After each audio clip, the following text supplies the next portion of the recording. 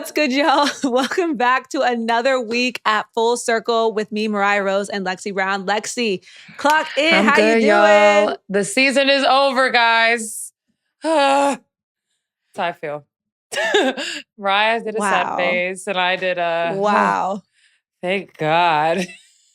That's because I am an innocent bystander just watching. I didn't have to go to practice or playing games or deal with drama or negotiate CBAs. Golly, this season has felt like the first 75% of it went by really quick, but I feel like this tail end of the season and playoffs dragged on, at least for me. But I was highly entertained. I had a great time. Despite how my season went personally, I've had a great time covering the league and staying engaged and tapping in with y'all. So first and foremost, round of applause for the Las Vegas Aces. Woo, WNBA champs. Yeah. Congratulations. Congrats to the Vegas Aces winning their third championship in the last 4 seasons, which is unbelievable. It's incredible. There's so much to get into. Where do we even want to start, Mariah, with this? I want to start, I don't know. Maybe this isn't the best place to start, but I do want to talk a little bit about Phoenix. Because basically their final series. And I wanted to know your opinion because I'm watching the game, right? And obviously they were out without Satu, and that's not a great loss. That's a horrible loss for them. The ref complaining, and particularly game 4, I didn't feel was entirely valid. I'm sorry. I saw that there were issues. Obviously, there's always issues, but I'm curious what you thought about the comments made by the Mercury regarding the refs, because you actually play. So to address that, I think, unfortunately, the dialogue surrounding the physicality and the reffing in this series kind of overtook everything. I think it was a distraction. I think that players and coaches got caught up in it. I think that the Aces used it to their benefit. Asia Wilson shot 19 free throws in game 4, and the Mercury shot 19 total as a team. So I think that the Aces used the dialogue that was going on to their advantage, and I think that the Mercury kind of got caught up in it, even though Kalia Copper in her post-game presser was like, that's not why we lost the game. We lost the game because we turned the ball over too much, not because of the refs. But which is exactly what I thought. Yeah. I was in Phoenix, guys. I used my free will and utilized it, and I just went. So I was at the game. How was the environment? It was fun. It was the arena was packed. I mean, there was some empty seats scattered, but the whole bowl was full, top to bottom. I will say, being down 3-0, the morale overall was a little you could tell that it was kind of Satu's out. The CBA, Kathy, there's just a lot going on.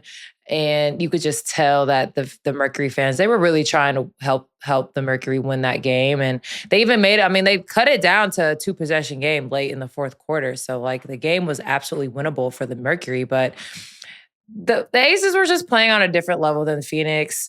Mercury coach got ejected during the game for screaming at the refs, which I was high up. I was in a suite, but I saw him yelling, and then the double text came really fast, and it was kind of odd that I'm everybody's yelling at you and you're going to eject the ref. So it was just, I just feel another series was ruined with officiating, with technical fouls, with injuries, but that's not taking anything away from the Aces. I just felt like the Mercury, they had a great run to the finals. I don't think there should be anything that they should be disappointed about, considering a lot of people didn't even think that they were going to get to the finals. They didn't think they were going to beat the Lynx in the semifinals. So I think they can hang their hat on that. But I feel like their X factor was Sammy Whitcomb, and I feel like she got hurt in game 1. I think she was playing on it with an injured knee or leg, whatever happened. She shot 3 for 18 from 3 in the 4 games, and not Sammy's fault at all. I'm not putting the blame on anybody, but as far as the person that I was looking at to get them over that hump to beat Vegas, I was definitely looking at Sammy, considering the big shots that she had hit during the semifinals. We finally saw Kalani Brown get some minutes. I feel like they could have used her more this entire season and throughout the playoffs, but I think she came in and, you're kind of just we need help. And I think coach went into his bench and he utilized what he had. And I think she did the best that she could. I mean, A'ja Wilson was playing at an unbelievable level at that point in time. So, you throw in a player that hasn't played in like 2-3 weeks and you're like, okay, let's go stop the best player in the world right now. Have fun. And I think Kalani did her best. And I think she contributed every way that she could. But it was like, okay, at that point, I just don't think that the Mercury just had the energy to beat them. They're very young, very inexperienced. Like as experienced as like the top 3-4 players are as far as playoffs and finals, the rest of the team, like super young, rookies, never been to the finals before. So it was like a glaring difference of what the energy the Aces had versus the energy that the Mercury had. So, yeah.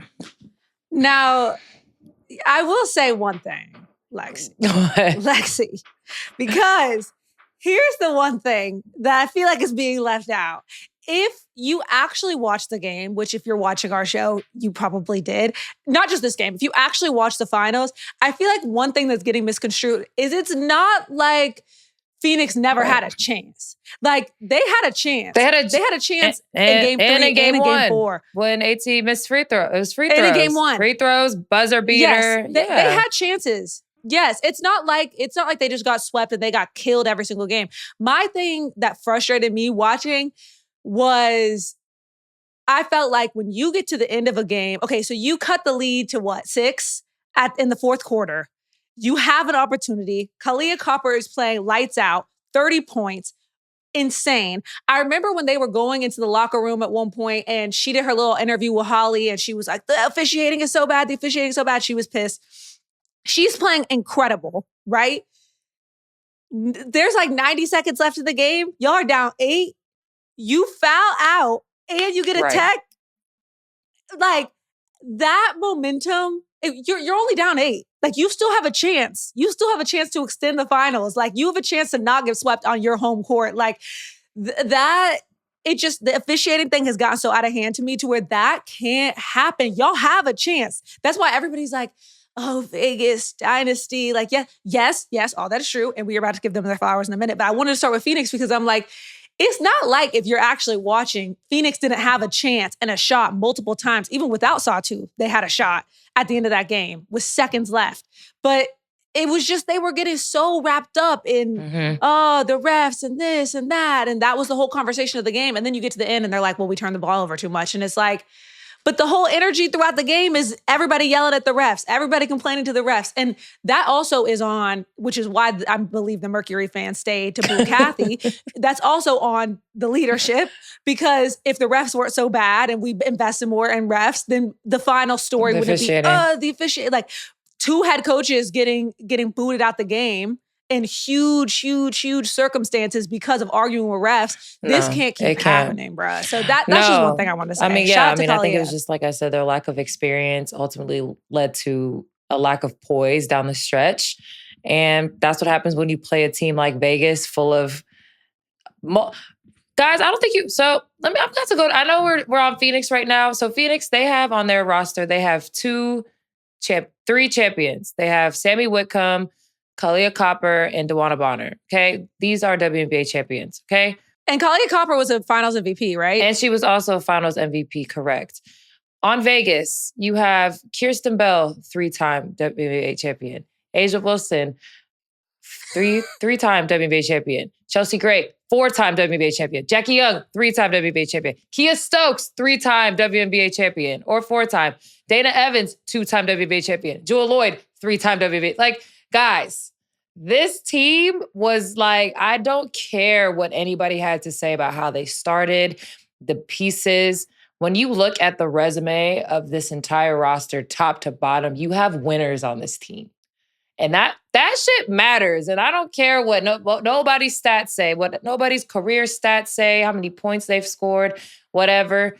If you have a ring in a professional sport, like you're stamped. You're on a different level. I don't care. Like if you don't score a ton of points. If you are able to win a championship on multiple teams at that. I mean, it's amazing to win championships in one place, but if you're able to go to different teams and seamlessly fit in and help a team win a championship in any capacity, you are on a different level as far as an athlete, in my opinion. And when you go down... Well, that's why nobody was crying when Asia was like, be embarrassed. That's why nobody's crying. They know what champions. That's like. Exactly. So, I mean, I think that being in Phoenix, it was fun. It was a great environment.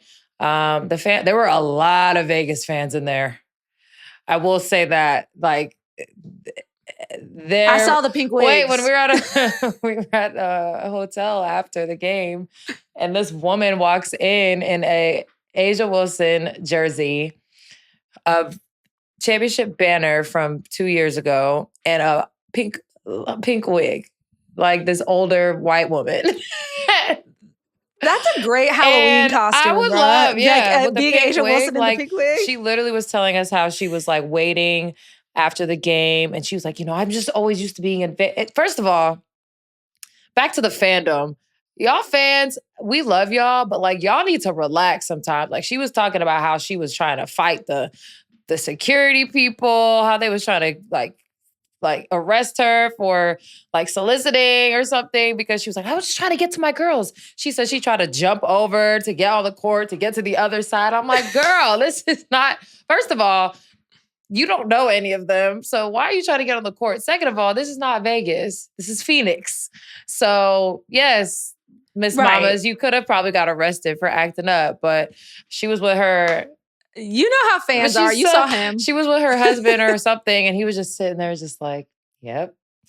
And I was like, where were you at, sir? And he was like, I was just letting her do her thing. I can't control it. Like, but she was so excited. So congratulations to the Aces. I have some cute numbers. Do you guys want to hear some more numbers? You know me with my numbers. Would love to. So with Vegas in their 4-0 sweep, Asia Wilson was named Finals MVP, averaging 29, 9, and 4 assists, right? Absolutely deserves Finals MVP. But I'm going to be devil's advocate right now and throw in that if Jackie had a better game than she had in game 4, I think that she could have made a case for Finals MVP. I think so. She averaged 25 and 6.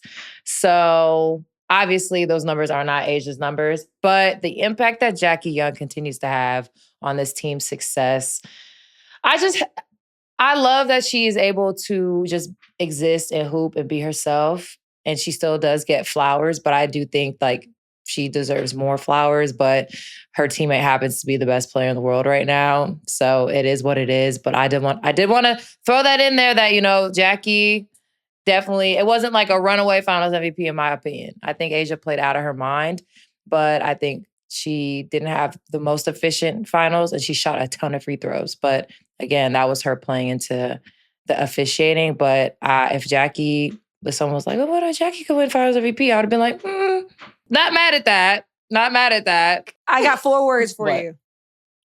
Kyrie Irving, LeBron James. Okay. Those are 4 words. Y'all know 2 names. That's how it works. 1A, 1B. When you play with LeBron, you're 1B. Yeah, that's what you sign up for. But also, that's why you get the opportunity to do things like Jackie has been doing throughout the finals because you're playing with somebody else that's such a target as well that you can kind of, But yeah, not saying she doesn't deserve all the flowers. I mean, that's a number 1 pick. Like, yeah. But I think, I really hope that's how it's gonna be in this next era of WNBA that Asia and Jackie stay together because as a competitor, they're a pain in the ass to play against, but as a spectator, I love watching those two play together. I love seeing their growth together with the Aces. And then the addition of Chelsea Gray, I think just took both of their games to a new level. So shout out to Jackie and Asia and Chelsea Gray as well. Like, I think another unsung hero of the Aces. But it really depends on like what pocket you're in. Like you have like there are people who like love Jackie and love Chelsea and love Asia. And then you have people who just love the aces in general. So I think that, when you go down the line of this roster, like it's absolutely incredible. Their bench outscored Phoenix's bench 25 points per game to Phoenix's 18 points per game. Phoenix did outscore their bench in game 3. In a game I think that the Mercury should have won. That was the game winner over DB and AT. But game 1, Vegas's bench, 41 points. Game 2, 16. Game 3 and 4, 22 points. Leading the way, Dana Evans, Jewel Lloyd. Megan Gustafson came in and gave super solid minutes. So, really happy for her. But I think another person that who got a lot of shit this season was Jewel Lloyd. And for her to come back this season, I think that this championship is different for her. It's special for her. I don't have no tea to spill, guys. Sorry, but like I was in the aftermath of the Seattle situation, and I was there when our bench said something crazy to her during I've been there for all of it. I don't got no tea to spill, but I know the environment that I know the environment that she left and the environment that she's in now, and for her to win a championship despite a lot of people talking crazy about her all season long. I know that this one is special to her. Did you see her Instagram post? Yeah. I wanted to weigh in about this because no, I didn't see her post, but I did want to weigh in the sense that after I finished the game, I love when people win championships, especially people that I like and support. Teams I hate when they win a championship. When the Chiefs win a Super Bowl, I be turning that off. Click. But when teams I love and that have a story win a championship, I always stick around for the whole ceremony. I want to see the post games. I want to see every little thing, right? And I was so glad they panned to this because I was waiting to see this. When Jewel was over by the bench and she was crying and Becky was giving her a hug and Becky was telling her in her ear, which I would have took that mic off. They got everything back. Everything Becky was saying, everybody ear, they were showing it on the TV. But as a fan, I loved it.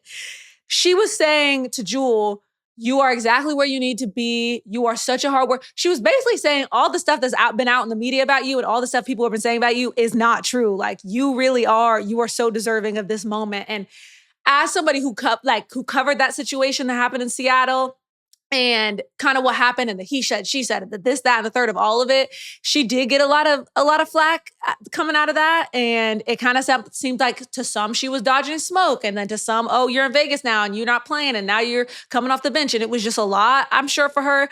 But to come out of all that a champion, regardless, I don't know what happened in Seattle. I don't really care because all that really matters is where she's going now. And like you said, winning a ring puts you in a different tier.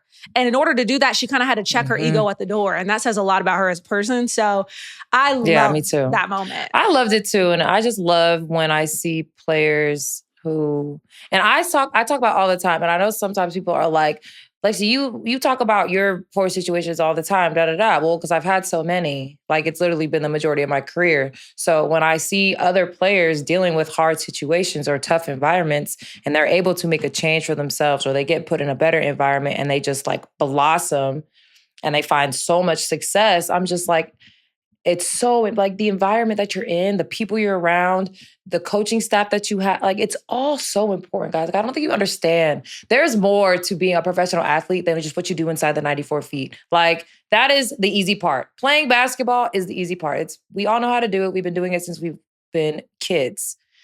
The hard part about being a professional athlete is everything else. Like you're interacting with a lot of other factors that you have no control over. So when players do get the opportunity to control their narrative, to control their situations, and they take advantage of that, I always applaud it. Yes, sometimes it does put other players probably in an unfavorable situation, but it'd be like that sometimes, right? So to see, a player like Dana, a player like Jewel, even people were talking. I mean, you saw they've been posted all the old tweets and everything that people were saying about them all season long, which I love. I love a good receipt. Nalissa going from her situation. This team, like, and this is y'all don't know them. I know them. This is a petty ass group of people right here. So they've been sitting on all of the tweets, all of the naysaying, all of the negative things that were said about them since May. They was just... Nike played a Champions ad in the third quarter. I saw that on Threads. I was like, that's... I was like, me and my boyfriend looked at each other like... The scripts, guys. The scripts. I mean, before the game, I was like, Kathy, do something. We can't have a sweep in the first time we've had 7 games. But she tried, I think. I don't know. But 1.9 million views, game 1. 1.2 million views, game 2. 1.3 million views, game 3. Highest since 2000. Guys, 2000. In 2000? I was born in 2000. Oh, my God. Guys, I was born in 94. Yeah. Okay, well, in the year Mariah was born, 1.54 million people were watching the WNBA Finals, which I think is amazing. That's why it's not new. That's amazing. It's not new. So this has been the most viewed finals in 25 years, pretty much. So everything that y'all had to say about that nobody want to watch the WNBA, no one watches women's sports, blah, blah, blah, blah, blah. You're wrong. You are very wrong. And I'm very excited for the future. Speaking of the future, I heard my name multiple times throughout the finals on the telecast for a fun fact that they like to share every 10 minutes, it seemed like, that me and Kalani Brown... You're the only one who got a feature. Kalani Brown are the only 2 veterans signed for next season. Why that was just said repeatedly over and over and over again was beyond me, because I was like, okay... Y'all said it one time. They've literally said it like every single game. It's felt like. I'm not gonna lie though, Lexie, that is insane. Like when they put it that way, I was y'all know like, that meme of Leonardo DiCaprio when he's like, me. I was literally watching. Yes. I think it was game 1 or 2, and I was like, and I just heard Lexie Brown, and I was like, what? And then they were talking about the Beyonce winning a Grammy. I was like, why is my name coming up during the finals? But that's why. But if y'all would love an explanation, I explained a little bit on Threads. I cannot speak for Kalani. I don't know why Kalani is signed until next year. I have no idea why she made that decision. Maybe she had her own reasons like I did. I was given my extension literally right after I was diagnosed with Crohn's disease from different front office people that were there the last 2 years. So we had the Sparks were in just this weird mix. Like we didn't know what was going on upstairs. But one of the people that worked really closely to me since I'd been in LA, it was like her parting gift to me was, we're going to give you the extension because you're dealing with this and we want you here and da-da-da. And I wanted to be in LA. I was 100% aware of the opting out, guys. I didn't do this without thinking about the opt-out. I didn't do this without understanding that I probably am going to miss out on some money for a year. But for me, I had to prioritize being able to focus on getting healthy and not having to worry about making a team the next 2 seasons. So also, I needed health insurance. I need it bad. So I will say, when I was sick, there were moments where I was just kind of like, I don't know if I'm going to be able to play again. I don't know if I'm going to get better. And part of me was really conflicted because I was like, I'm going to sign this contract. And what if I'm not able to play? Now, I'm just going to be taking money from the organization. And that's not how you should think, because they don't think about us in that capacity, at all. We're just all very disposable. But even before I signed it, I was like, what if I don't get better? And I just, show up and just take the money that I earned. I earned those 2 years of an extension. So for me, there was even a moment where I was just like, I don't know if I want to sign this because I'm going to feel bad if I'm not able to play. And then my parents were like, girl, you don't sign that. You need health insurance first and foremost. And I was like, yeah, that is true. But even signing the extension, that just made me even more determined to get better and to get healthy, because I wanted to show that I had earned these 2 years of a protected contract. And now in hindsight, I'm so happy I signed the 2-year deal, especially because I wasn't able to be healthy last season. And then this season I didn't play at all. So thank God I have next year, because I don't know what would have happened after having a season like I just had as far as signing with the new team. So for me, that's why I signed the 2-year deal, knowing that the CBA was about to expire. It expires October 31st. Today is October 13th. But the last CBA, they extended it like 2 months.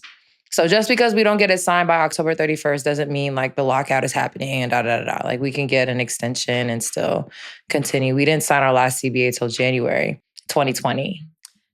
I did have an interview with Miss Natasha How was Cloud that? last week. I haven't saw posted some all of the clips them. yet, so I a love little. her, my girl. Yeah, I haven't posted on my page the ones I really want to post yet, but I will give you guys a little sneak peek that a couple of things that she said that I thought were interesting are, number one, she feels like there is going to be a lockout. I don't know how you feel about that, Lexie, but she basically said, yeah. I asked her directly. And then the second thing that she said that gagged me was I asked her about all the Kathy stuff, and she was saying that basically she has a personal feeling about it because she was told that she couldn't be on postseason marketing because of her stance on public issues, and like that she like isn't the kind of player that could be marketing the WNBA by Kathy. So I will be posting that clip later, insane. But little exclusive for y'all. So I don't know what's going to happen, but it really put in perspective for me that everybody really does have a very personal situation going on with the CBA. Like she told me her biggest thing wasn't even salaries, but stuff like leadership. And she also told me, which I'm curious your perspective on, because I brought you up a few times throughout the conversation, and she was saying it's really hard to get a hold of leadership about anything.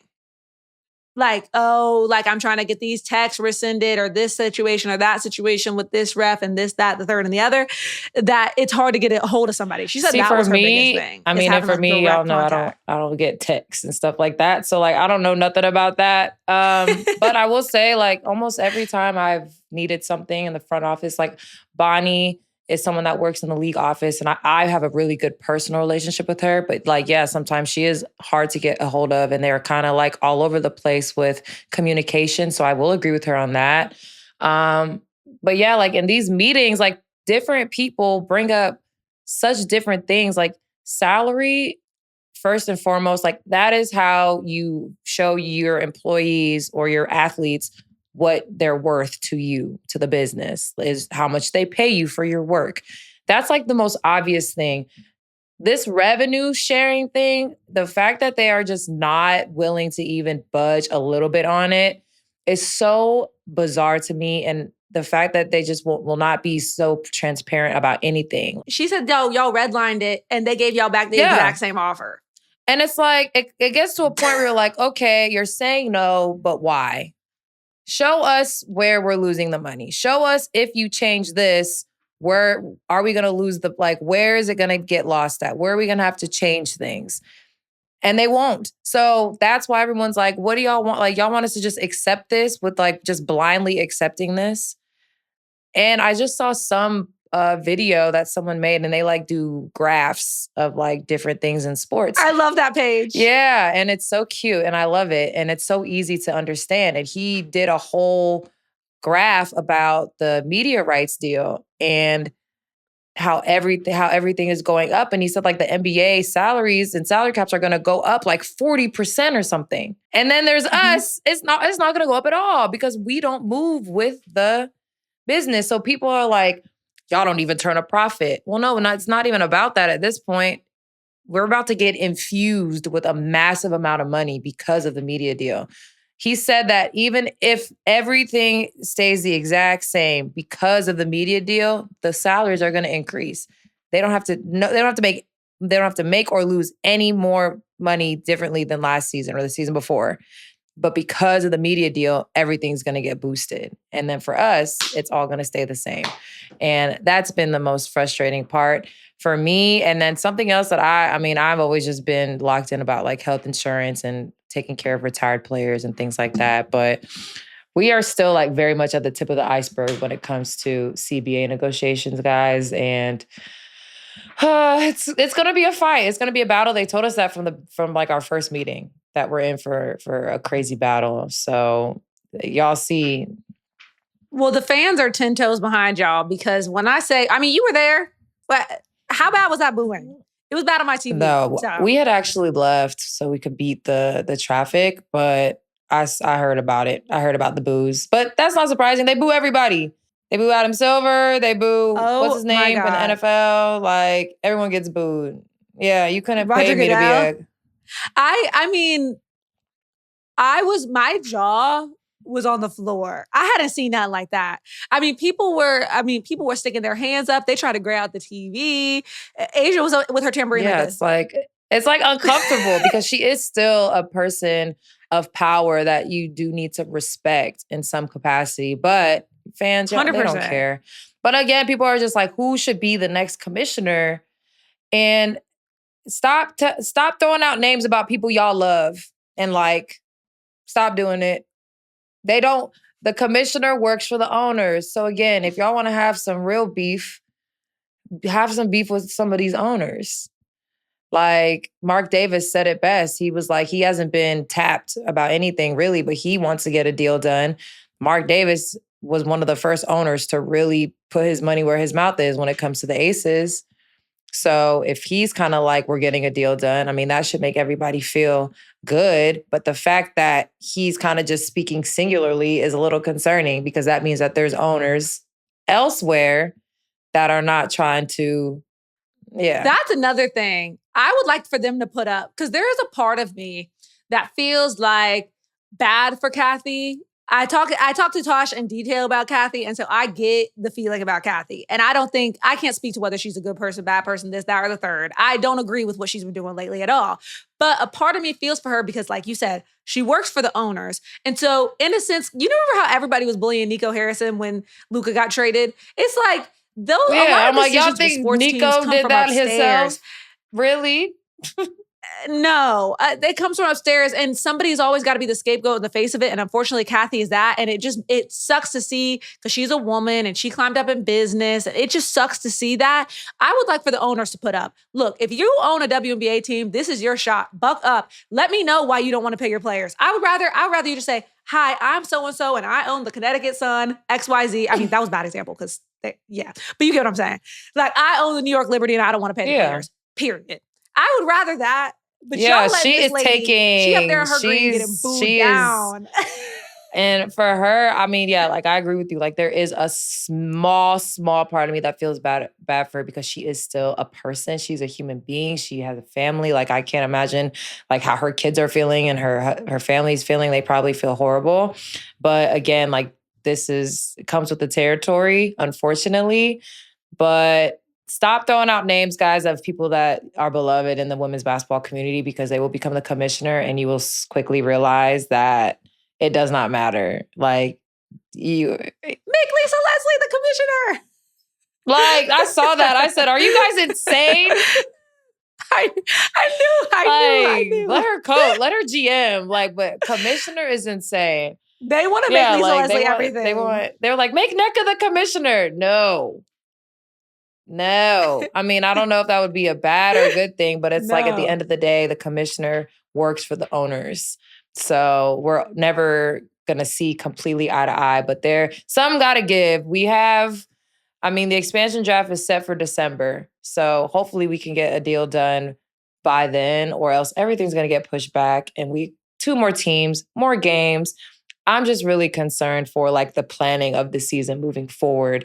Should we have a lockout and figure it out later? Or, the season has to get shortened and it's just like all this momentum is just going to get completely annihilated. Or it's going to push the league into another stratosphere. Like, I don't know.